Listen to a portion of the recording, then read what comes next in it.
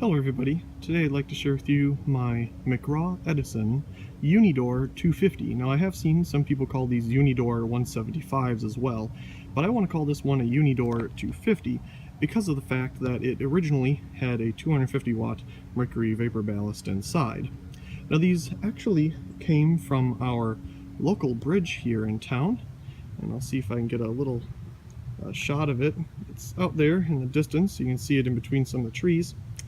And somebody hit one of the light poles, and there were 4 lights up there, so one went in the lake, I believe. No, it actually didn't. It just fell down, and luckily didn't go in the lake. And the other 3 were taken down and replaced with brand new poles and everything with LED. I haven't taken a look at them yet, but these came from our local bridge here in town, and I got 3 of them. They all have everything's original on them for the most part. 2 of them have Westinghouse refractors. This one does here, and one has a original refractor on it. So this refractor is not original to the fixture, but it fits, and that's what it came with, so that's what it has. So like I said, it originally came with a 250 watt mercury vapor ballast. However, half of them had replacement kits for 250 watt metal halide, and that's what they had in them at the time. So right now this fixture has a 100 watt high pressure sodium ballast, and that's because it's pretty much here on this tree all the time, and my father uses it to light up things around here, and in the winter time and whatever, it's used for light whenever we need it. So here it is, still on the same lake it has always been on. Very cool. So anyway, like I said, this is a McGraw Edison Unidor 250. I also have a whole bunch of McGraw Edison Unidor 400s.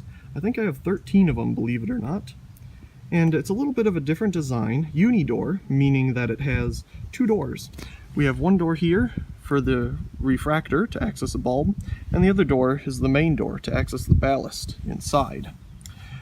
Same idea for the Unidor 400, just a bigger version of this fixture to support up to 400 watt bulbs.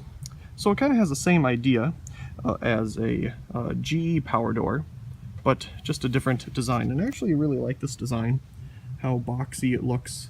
I think it looks very industrial, very cool. So to get to the inside, all you do is pull that latch down and it opens right on up. And the gasket falls down apparently.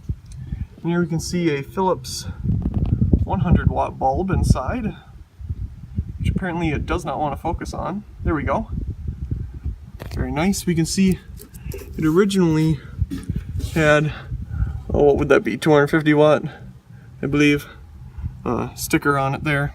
But of course it's not what it has anymore. And that's a bulb. So here's the glass refractor. And it's actually quite hard to get this back together because of this darn thing falling down. So I'm just going to show you, well, you know what, I'm going to put it back together and I'll be right back. So I latched it all back up to put the gasket back in place. And we'll take a look here at the bottom. You can see the Westinghouse logo. This is a 2-way refractor, and it shows you with the arrows what way it's going to go. This one has a 2-way, another one has a 4-way, so it shines backwards as well for a 4-way intersection. But this one is 2-way, and works good for our application here. It goes down and lights up the dock and the stuff that we, in this other direction here too, which works out very well. So that is, like I said, not the original refractor, but definitely a very cool one, being Westinghouse. So we also have the McGraw Edison logo here as well. They never really put NEMA tags on their fixtures, so there's not one on here. And what I'll do next is, to get to the inside where the ballast is, you need to take or unscrew this bolt and the one over there, and then the door will swing open. So let me do that. So here it is open, and we got our door here with the reflector and refractor. So, like I said, you got everything here on the door. You can take the whole door off if you want and put up a new door. You can see that an original sticker here for 120 volt. The different ways of being able to angle it. This one doesn't have a photocell either, and all of them don't. I don't have many streetlights that have photocells. They all don't. I have some connectors here so it can easily be detached. But here we have the ballast. It is an advance. Now, why did I go with 100 watt high pressure sodium? Well, it was just the right amount of light that we needed, and it's not too bright. It's not too high of wattage to, you know, so it's not overkill. Basically, it's just what we were looking for. And that's why it's not 250 watt mercury vapor anymore. But this works just fine. You can see the igniter and the capacitor there. So overall, a very cool and unique design. Let me go back here again. So again, there's the housing and the door itself. So let me put it back together and we'll turn it on. So here it is turning on. And we've all seen high pressure sodium get to full brightness.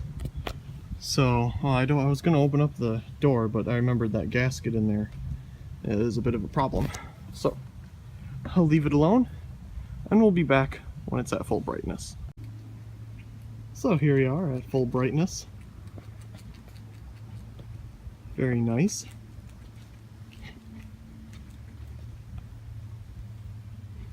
You can see one of my big insulators there. Very cool.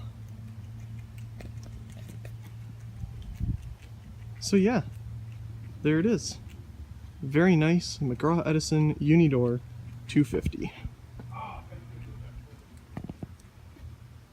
So, I really do hope you enjoyed this video of this little look around of this fantastic fixture. Also, please comment, rate, and subscribe, and thank you very much for watching.